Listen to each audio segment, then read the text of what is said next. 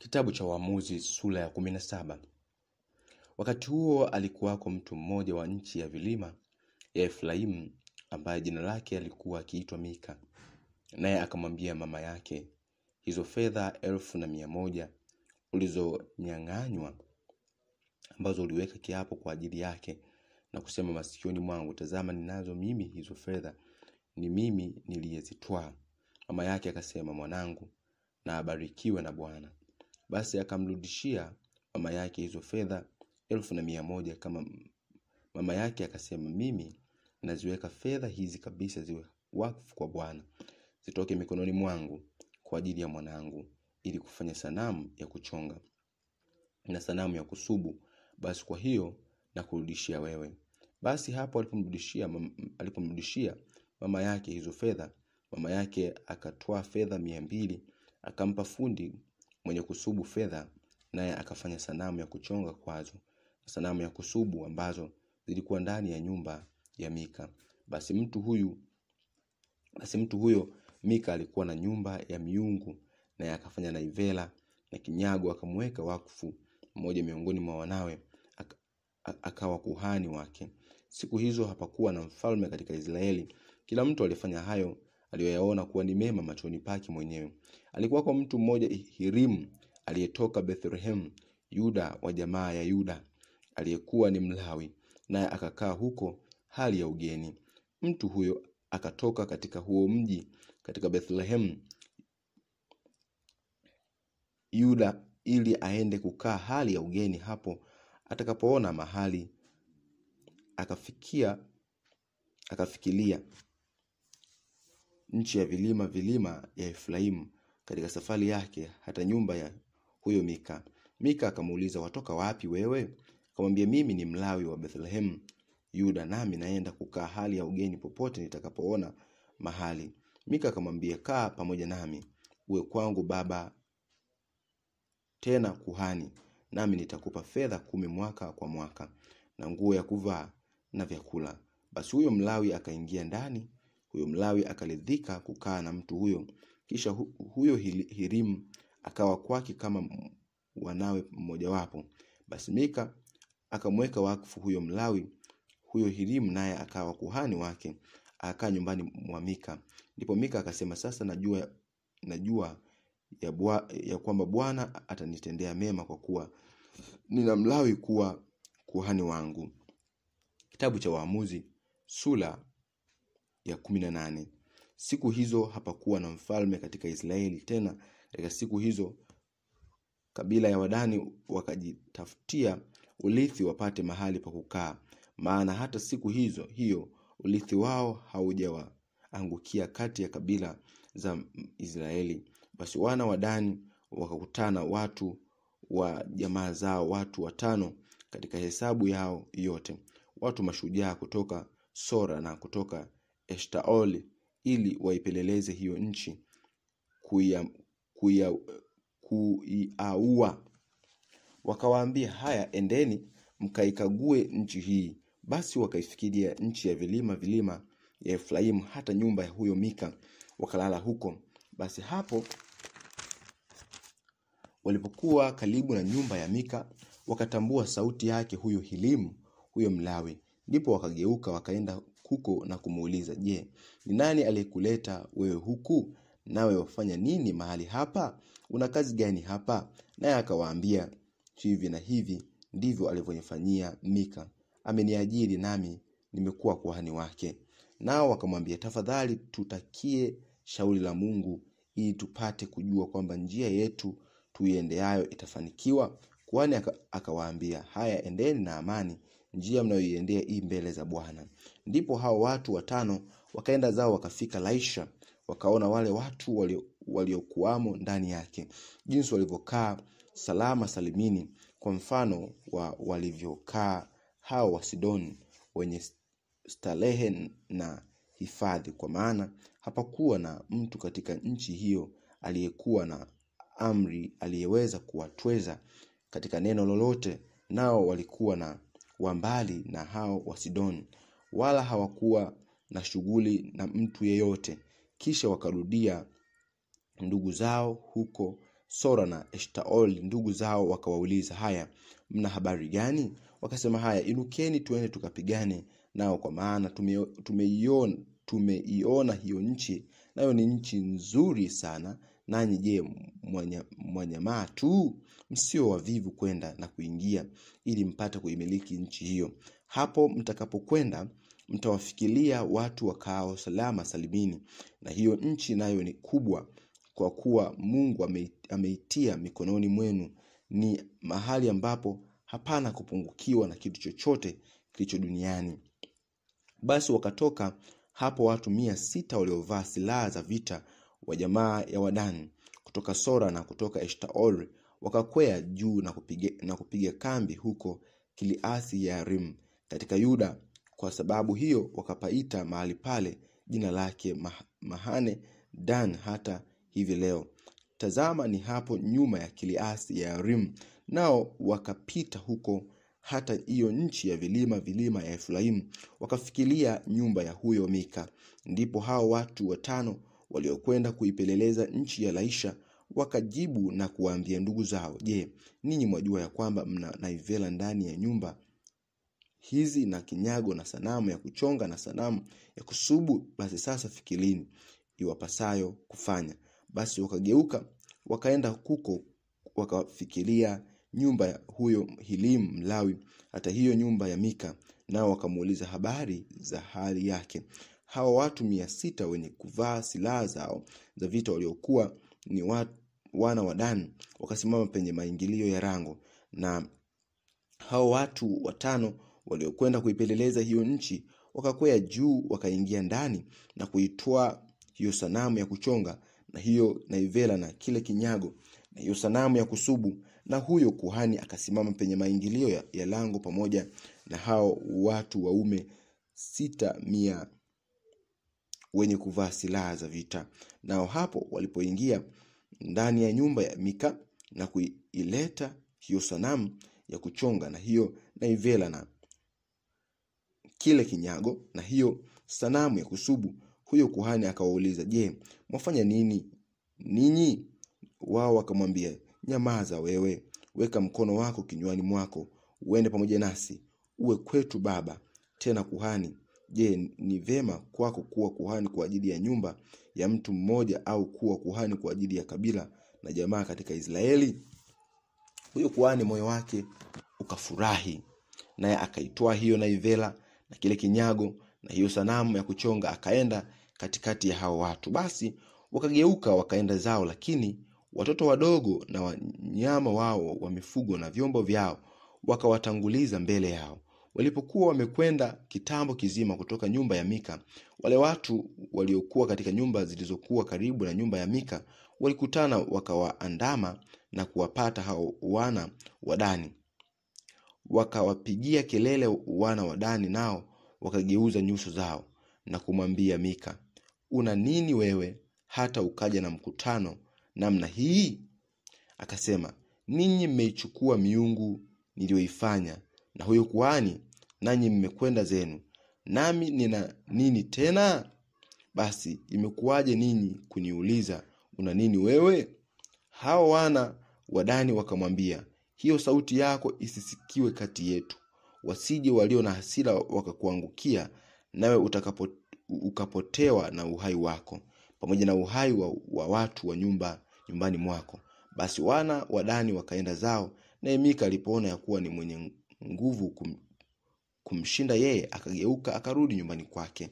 Nao wakakitwaa hicho alichokuwa amekifanya Mika na kuhani aliyekuwa naye, nao wakafikiria Laisha kwenye watu waliokuwa wenye starehe na hifadhi, wakawapiga kwa makali ya upanga, wakaupiga moto mji wao, wala hakuwako mwokozi, kwa sababu huo mji ulikuwa ni mbali sana na Sidoni, nao hawakuwa na shughuli na mtu awaye yote.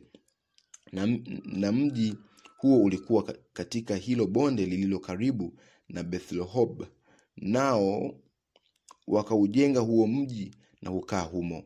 Wakauita mji jina lake Dan, kwa kuliandama jina la baba yao Dan aliyezaliwa kwake Israeli. Lakini jina la mji huo hapo kwanza ulikuwa ukiitwa Laisha.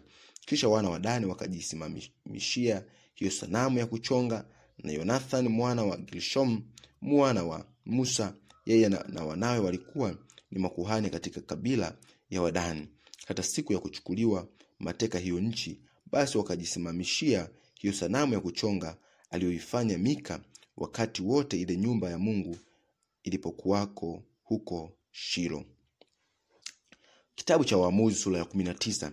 Ikawa katika siku hizo, hapo kulipokuwa hapana mfalme katika Israeli, alikuwapo Mlawi mmoja aliyekuwa akikaa hali ya ugeni upande wa mbele wa nchi ya vilima ya Efraimu, aliyejitwalia sulia katika Bethlehem Yuda. Kisha huyo sulia yake akaandama ukahaba kinyume chake, kumwacha kwenda nyumbani kwa baba yake huko Bethlehem Yuda. Akakaa huko muda wa miezi 4. Kisha mumewe akainuka akamfuata aseme naye kwa upendo, ili apate kumrudisha tena. Naye alikuwa na mtumishi wake pamoja naye na punda 2. Huyo mwanamke akamkaribisha katika nyumba ya baba yake, naye baba yake alipomwona akafurahi kuonana naye. Kisha mkwewe babaye huyo mwanamke akamzuia, akakaa naye siku 3. Basi wakala na kunywa na kulala huko. Kisha ilikuwa siku ya 4, wakaamka asubuhi na mapema, naye akaondoka ili aende zake. Baba yake huyo mwanamke akamwambia mkwewe, tunza moyo wako, ule chakula kidogo, kisha baadaye mtakwenda zenu. Basi wakaketi wakala na kunywa wote 2 pamoja. Kisha baba yake mwanamke akamwambia huyo mtu, uwe radhi, tafadhali ukae usiku kucha na moyo wako na ufurahi. Yule mtu akainuka ili aondoke, lakini mkwewe akamsihi, naye akalala huko tena. Basi akaamka asubuhi na mapema siku 5 ili aende zake. Na baba yake mwanamke akasema, tuza moyo wako, tafadhali ukae hata jua lipinduke. Nao wakala chakula wote 2. Kisha hapo mtu huyo alipoinuka ili aende zake, yeye na sulia yake na mtumishi wake huyo mkwewe, baba yake mwanamke akamwambia, tazama, mchana wakaribia, jioni tafadhali kaa usiku kucha. Tazama, mchana wakaribia mwisho wake, lala hapa ili moyo wako ufurahi, hata kesho uende zako asubuhi na mapema ili upate kwenda kwenu. Lakini huyo mtu hakukubali kukaa usiku huo, ila akainuka akaenda zake, akafika mkabala wa Yebusi, huo ndio Yerusalemu. Nao walikuwako pamoja naye punda 2 waliotandikwa sulia yake, naye alikuwa pamoja naye. Basi hapo walipokuwa karibu na Yebusi, mchana ulikuwa umeendelea mno. Yule mtumishi akamwambia bwana wake, haya tafadhali tugeuke kando na kuingia mji huu wa Yebusi, tulale humu. Bwana wake akamwambia, hatutageuka sisi kuingia mji wa wageni ambao si wa wana wa Israeli, lakini tutapita mpaka Gibea. Kisha akamwambia mtumishi wake, haya tuifikirie miji hii mmoja wapo, nasi tutalala katika Gibea au katika Lama. Basi wakashika njia kwenda zao mbele, jua likawachwea walipokuwa karibu na Gibea, ambao ni mji wa Benyamini. Wakageuka huko wapate kuingia na kulala katika Gibea. Akaingia ndani akaketi katika njia kuu ya mji, kwa kuwa hapakuwa na mtu awaye yote aliyewakaribisha nyumbani kwake kulala. Kisha tazama, akatokea mtu mume mzee atoka kazini kwake shambani. Wakati wa jioni, mtu huyo alikuwa ni wa ile nchi ya vilima ya Efraimu, naye alikuwa anakaa katika Gibea hali ya ugeni, lakini wenyeji wa mahali hapo walikuwa wa Benyamini. Naye alipovua macho yake akamuona huyo mtu msafiri katika njia kuu ya mji. Huyo mzee akamuuliza, waenda wapi wewe? Nawe watoka wapi? Akamwambia, sisi twapita hapa kutoka Bethlehem Yuda, twaenda huko upande wa mbali wa nchi ya vilima ya Efraimu. Ndiko nilikotoka, nami nilikwenda Bethlehem Yuda nami sasa naiendea nyumba ya Bwana, wala hapana mtu anikaribishaye nyumbani mwake. Walakini nyasi tunazo na chakula cha hawa punda zetu, mkate pia tunao, na divai kwa mimi na huyu kijakazi wako, na kwa huyu kijana aliye pamoja nasi watumishi wako. Hapana uhitaji wa kitu chochote. Kisha huyo mzee alisema, na iwe amani kwako, lakini na haya yaliyokupungukia na yawe juu yangu mimi, lakini usilale njiani. Basi akamtia ndani ya nyumba yake, akawapa punda chakula, nao wakaosha miguu, wakala na kunywa. Hapo walipokuwa wakifurahisha mioyo yao, tazama, watu wa mji huo, watu mabaladhuli, wakaizingira hiyo nyumba pande zote, wakagonga mlango, wakasema na huyo mwenye nyumba, huyo mzee, na kumwambia, mlete nje mtu yule aliyefika nyumbani kwako, ili tupate kumjua. Naye mtu mwenye nyumba akawatokea hapo nje na kuwaambia, la sivyo ndugu zangu, na wasi msifanye uovu jinsi hii, kwa kuwa mtu huyu ameingia ndani ya nyumba yangu. Msifanye upumbavu huu. Tazama, binti yangu yupo hapa, ni mwanamwari, na sulia wake huyo mtu nitawaleta hapa nje. Sasa nanyi watwezeni na kuwatenda hayo myaonayo kuwa ni mema. Lakini mtu huyu msimtende jambo la upumbavu namna hii. Lakini hao watu hawakukubali kumsikia. Basi mtu huyo akamshika sulia wake na kumleta nje kwao, nao wakamjua na kumtenda uovu siku kucha hata asubuhi. Kisha kulipoanza kupambauka, wakamwacha aende zake. Ndipo huyo mwanamke akaja alfajiri, akaanguka chini mlangoni pa nyumba ya mtu yule alimokuwamo bwana wake, hata kulipokucha. Bwana wake akaondoka asubuhi, akaifungua milango ya nyumba, akatoka nje ili aende zake. Na tazama, huyo mwanamke sulia yake alikuwa ameanguka pale mlangoni pa nyumba, na mikono yake ilikuwa pale kizingitini. Akamwambia, haya, ondoka twende zetu, lakini hakuna aliyemjibu. Ndipo akamuinua akamweka juu ya punda. Mtu huyo akaondoka akaenda mahali pake mwenyewe.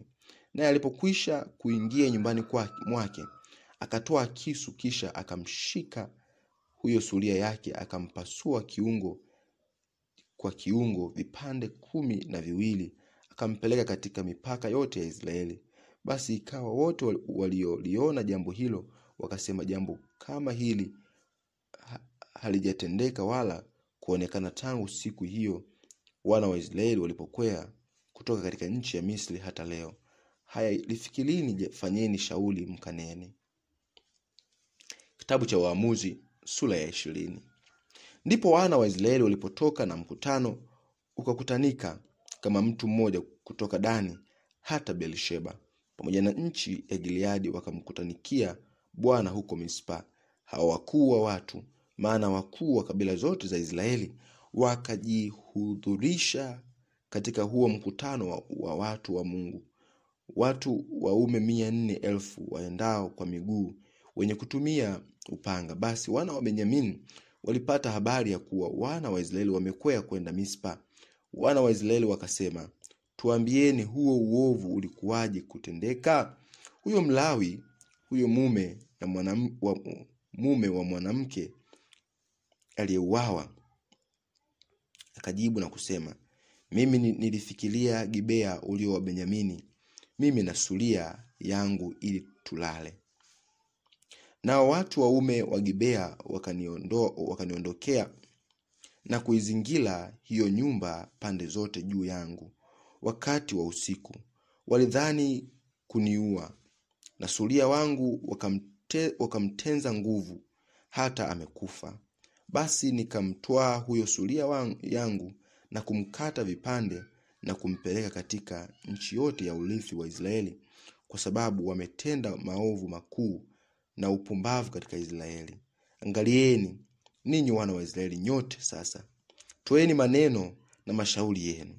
Basi watu hao wote waliinuka kama mtu mmoja, wakisema, hatutakwenda hata mmoja hemani kwake, wala hatutaondoka hata mmoja kwenda nyumbani kwake. Lakini jambo tutakalo watenda watu wa Gibea ni hili: tutakwea kwa kura kwenda kukupiga, na tutatoa watu 10 katika 100 katika kabila zote za Israeli, na watu 100 katika 1000, na watu 1000 katika 10,000, ili waende kuwatwalia watu vyakula, ili kwamba hapo watakapofika Gibea ya Benyamini wapate kutenda mfano wa upumbavu huo wote walioutenda wao katika Israeli. Basi waume wote wa Israeli walikutana pamoja juu ya mji huo. Walikuwa wanashikamana pamoja kama mtu mmoja.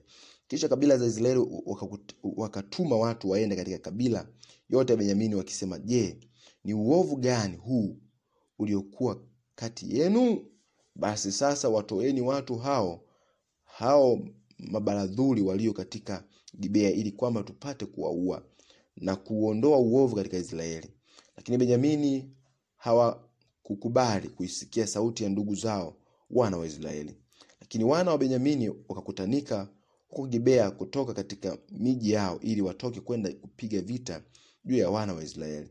Hao wana wa Benyamini walihesabiwa siku ile kutoka hiyo miji watu waume 26,000 waliotumia upanga, zaidi ya hao waliokaa Gibea, ambao walihesabiwa watu wateule 700.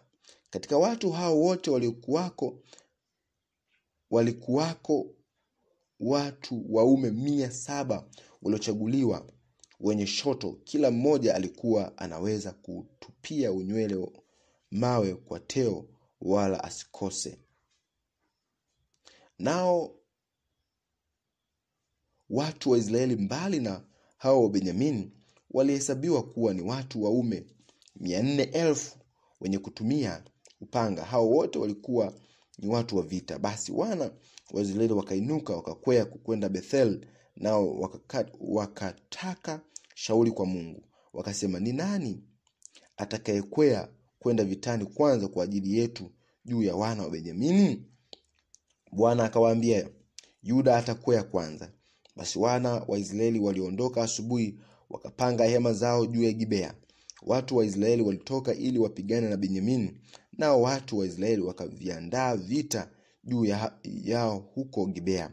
Wana wa Benyamini wakatoka Gibea, wakaangamiza hata nchi watu 22,000 katika Israeli siku hiyo. Lakini watu wa Israeli walijitia nguvu, wakaviandaa vile vita mara ya pili mahali pale walipojiandaa siku ya kwanza. Wana wa Israeli wakakwea juu na kulia mbele za Bwana hata jioni. Wakamuuliza Bwana wakisema, "Je, niende nikaribie tena kupiga vita juu ya wana wa Benyamini ndugu yangu?" Basi Bwana akasema, "Haya, kweeni mwende kupigana naye." Basi wana wa Israeli wakakaribia juu ya wana wa Benyamini siku ya pili. Benyamini alitoka kupigana nao kutoka Gibea siku ya pili, wakaangamiza hata nchi watu 18,000 tena katika watu wa Israeli. Hao wote walikuwa wenye kutumia upanga. Ndipo wana wa Israeli wote na hao watu wote wakakwea wakaenda Betheli na kulia, wakaketi hapo mbele za Bwana. Wakafunga siku hiyo hata jioni, nao wakasongeza sadaka za kuteketezwa na sadaka za amani mbele za Bwana. Kisha wana wa Israeli wakauliza kwa Bwana, kwa sababu sanduku la agano la Mungu lilikuwako huko siku hizo, na Finehasi mwana wa Eleazari mwana wa Haruni alikuwa anasimama mbele ya hilo sanduku siku hizo. Wakasema, "Je, nitoke tena niende kupigana na wana wa Benyamini ndugu yangu, au niache?" Bwana akawaambia, "Haya, tukweeni, kwa kuwa kesho nitamtoa na kumtia mikononi mwako." Basi Israeli akaweka watu wavizie kinyume cha Gibea kuzunguka pande zote. Basi wana wa Israeli wakakwea kwenda kupigana na wana wa Benyamini. Siku ya tatu wakajipanga ili kupigana na Gibea kama walivyofanya nyakati nyingine. Nao wana wa Benyamini wakatoka waende kupigana nao, wakavutwa waende mbali na huo mji. Kisha wakaanza kupiga na kuua katika hao watu wapata kama watu 30 wa Israeli, kama walivyofanya nyakati nyingine. Katika hizo njia kuu, ambazo njia mojawapo huendelea Betheli na njia ya pili huendelea Gibea katika shamba, wana wa Benyamini wakasema, wamepigwa mbele yetu kama kwanza. Lakini wana wa Israeli wakasema, haya na tukimbie na kuwavuta wauache mji waende katika njia kuu. Basi hao watu wote wa Israeli wakaondoka mahali hapao wakajipanga huko Baal Tamar, na hao wenye kuvizia wa Israeli wakatoka mahali hapo walipokuwa hata Maare Geba. Kisha watu 10,000 waliochaguliwa katika Israeli wote wakaja juu ya Gibea, na vile vita vilikuwa vikali sana, lakini hawakujua ya kuwa uovu ulikuwa karibu nao. Bwana akampiga Benyamini mbele ya Israeli, na wana wa Israeli waliangamiza watu waume 25,100 na Benjamini siku hiyo wote hao walikuwa wenye kutumia upanga. Basi wana wa Benyamini waliona kuwa wamepigwa, kwa kuwa watu wa Israeli wakaondoka mbele ya Benyamini, kwa sababu walikuwa wanawatumaini hao wenye kuvizia waliokuwa wamewaweka kinyume cha Gibea. Hao wenye kuvizia wakafanya haraka wakaurukia Gibea, na hao wenye kuvizia wakaenda wakaupiga huo mji wote kwa makali ya upanga. Basi hiyo ishara iliyoaganwa kati ya watu wa Israeli na hao wenye kuvizia ilikuwa ni hii, kwamba wafanye lipande wingu kubwa la moshi kutoka katika huo mji. Na watu wa Israeli walipogeuka katika vile vita, Benjamini naye akaanza kupiga na kuwaua watu wa Israeli kama watu 30, kwani walisema, hakika yetu wamepigwa mbele yetu vile vile kama katika vile vita vya kwanza. Lakini hapo hilo wingu lilipoanza kupanda kutoka katika mji kama nguzo za moshi, ndipo Wabenyamini wakaangalia nyuma, na tazama, huo mji mzima ulikuwa wapaa juu katika moshi kwenda mbinguni. Ndipo watu wa Israeli wakageuka, na watu wa Benyamini walistushwa, kwa kuwa waliona ya kwamba wamefikiliwa na uovu. Kwa hiyo wakageuza maungo yao mbele ya wana wa Israeli kuelekea njia ya kwenda nyikani. Lakini vile vita vikawaandamia kwa kasi, na hao waliotoka katika ile miji wakawaangamiza katikati yake. Waliwazingira wa Benyamini pande zote na kuwafukuza na kuwakanyaga hapo walipopumzika, hata kufikiria Gibea upande wa mawio ya jua. Wakaanguka watu wa Benyamini, watu 18,000, nao watu walikuwa ni watu waume. Hao wote walikuwa ni watu waume mashujaa. Kisha wakageuka na kukimbia upande wa nyika hata kulifikiria jabali la Rimon, nao wakaokota katika watu hao katika njia kuu watu waume 5,000, wakawaandamia kwa kasi mpaka Gidomu, nako wakawapiga wengine wao watu 2,000. Basi jumla ya watu wa Benyamini walioanguka siku ile walikuwa ni watu 25,000 waliokuwa wanatumia upanga. Wote hao walikuwa ni watu mashujaa. Lakini watu waume 600 wakageuka wakakimbia upande wa nyikani mpaka jabali la Limon, wakakaa kwenye hilo jabali la Limon muda wa miezi 4. Kisha watu wa Israeli wakageuka tena kuwaendea wana wa Benyamini, wakawapiga kwa makali ya upanga huo mji mzima, na hao wanyama wa mji na kila kitu walichokiona, tena miji yote walioiona wakaitia moto. Kitabu cha Waamuzi sura 21. Basi watu wa Israeli walikuwa wameapa huko katika Mispa wakisema, hapana mtu wa yeyote kwetu sisi atakayemuoza binti yake kumpa Benyamini. Basi hao watu wakafikiria Betheli, wakaketi huko mbele ya Mungu hata jioni, nao wakainua sauti zao na kulia sana, wakasema, Bwana Mungu wa Israeli, kwani jambo hili kuwa katika Israeli, ya kwamba hivi leo ni kabila moja limepunguka katika Israeli? Kisha ikawa siku ya pili yake, hao watu wakaamka asubuhi na mapema, wakajenga madhabahu huko, wakasongeza sadaka za kuteketezwa na sadaka za amani. Wana wa Israeli wakasema, katika hizi kabila zote za Israeli ni ipi isiyofika katika mkutano kumkaribia Bwana? Kwa maana walikuwa wameweka kiapo kikuu katika habari za huyo asiyefika kumkaribia Bwana huko Mispa. huku wakisema, hakika yake atauawa huyo. Nao wana wa Israeli wakagaili kwa ajili ya ndugu yao Benyamini, wakasema, kabila moja imekatiliwa mbali na Israeli hivi leo. Tufanyeje sisi ili tuwapatie wake hao waliosalia? Kwa kuwa tumeapa kwa Bwana ya kwamba hatutawapa binti zetu ili wawaoe.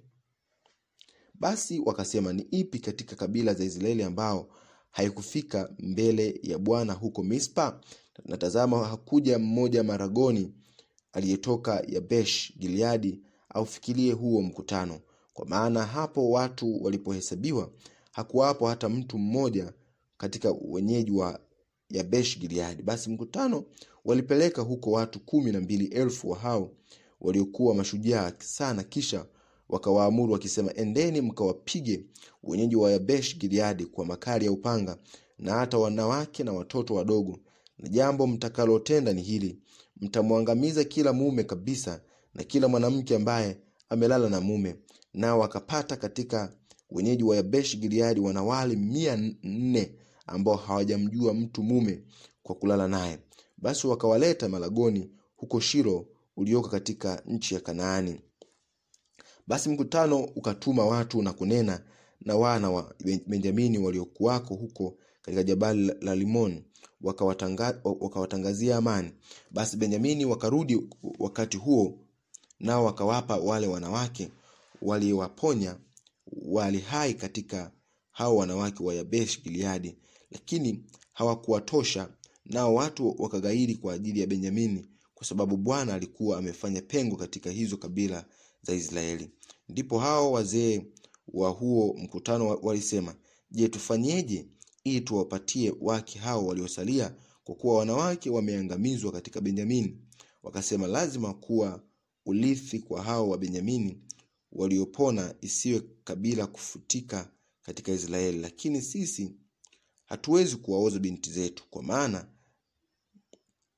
wana wa Israeli walikuwa wameapa wakisema, na alaaniwe huyo atakayempa Benjamini mke. Kisha wakasema, angalieni, iko sikukuu ya Bwana mwaka baada ya mwaka katika Shilo ulioko upande wa kaskazini wa Betheli, upande wa mashariki wa hiyo njia kuu iendayo kutoka Betheli kwenda Shekemu, nao ni upande wa kusini wa Rebona. Basi wakaagiza hao wana wa Benyamini wakisema, haya, endeni mkaote katika mashamba ya mizabibu, mkaangalie, kisha tazameni kwamba hao binti za Shilo watoka ili wacheze katika hiyo michezo. Basi tokeni ninyi mizabibuni, nanyi kila mtu na amshike mkewe katika hao binti za Shilo, kisha rudini nchi ya Benyamini. Kisha itakuwa hapo baba zao au ndugu zao watakapokuja kushtaki, sisi tutawaambia, kwa hisani yenu tupeni sisi, kwa kuwa hatukumtwalia kila mtu mkewe katika vita, wala ninyi hamkuwapa wao, au kama sivyo ninyi sasa mngekuwa na hatia. Wana wa Benyamini wakafanya vivyo, wakajitwalia wake sawasawa na hesabu yao katika hao waliocheza, wakawachukua wakaenda nao. Kisha wakaenda kurudia urithi wao na kuijenga miji na kuikaa. Nao wana wa Israeli wakati huo wakaenda zao, kila mtu akaenda kwa kabila yake na kwa jamaa yake, nao wakatoka huko waende kila mtu kuendea urithi wake. Siku hizo hapakuwa na mfalme katika Israeli, kila mtu alifanya aliyokuwa ni mema machoni pake mwenyewe.